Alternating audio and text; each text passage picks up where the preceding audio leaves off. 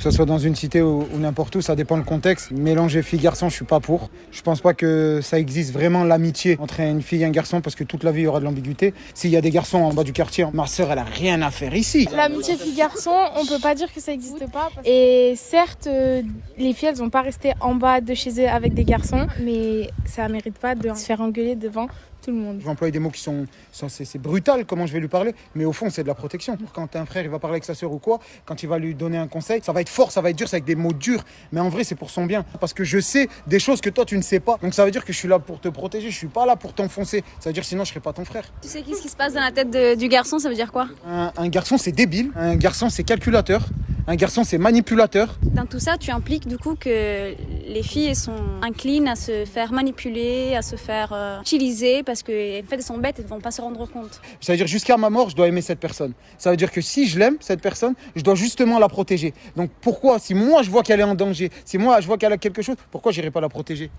Mais comment tu peux savoir si elle est en danger juste en voyant qu'elle est assise à côté d'un mec?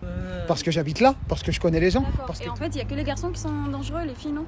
Bien sûr que c'est. Si je me marie, eh ben, ça sera 50-50. S'il y a du respect de l'un côté, il y a du respect de l'autre côté. Je veux le bien pour elle. T'as vu dans les écoles privées et tout ça, c'est là où ils font les plus de dingueries. Et c'est là-bas, ils sont remplis de vices au max, ils vont peut-être alcooliser la fille. Ça dépend de la personne, c'est tout. Si tu la vois ici, en bas de l'allée, en train de rien faire, Tu vas avoir une mauvaise image. ouais, une mauvaise image que si elle était avec, on va dire, la patinoire. Ou par respect, que ce soit les hommes ou les femmes. Si par exemple là, il y a des garçons, les filles, elles vont pas aller se poser là-bas.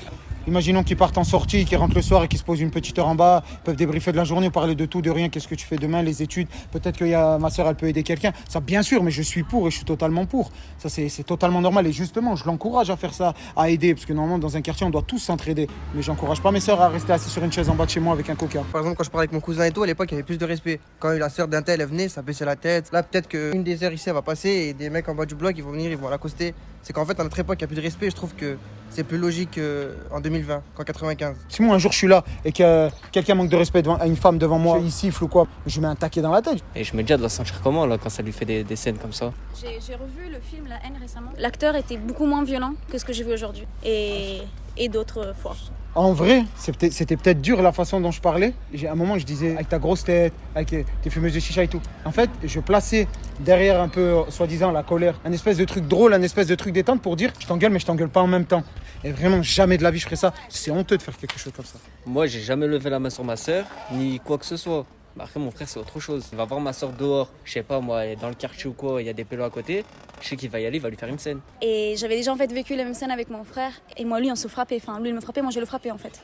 Parce qu'il a juste un an en plus que moi. Et moi, je supportais pas qu'il voulait mettre les pieds sur la tête, qu'il me disait ce que je devais faire. Ils ont besoin de moi de partout. Donc ça veut dire qu'il faut que je leur montre c'est moi le pilier. Donc ça veut dire que le pilier, c'est quoi? C'est la solidité, c'est celui qui va tout le temps t'aider. Il va être dur avec toi parce qu'un pilier, c'est dur, mais c'est celui qui va te soutenir, celui qui va t'aimer toute ta vie, c'est lui qui va t'aider. Donc ça veut dire qu'il est peut-être dur avec toi. C'est incassable ce qu'il y a, tu peux pas le détruire et tout, mais par contre tu sais que tu peux compter sur lui et c'est lui qui va te tirer toujours vers le 10e étage et pas vers le -1.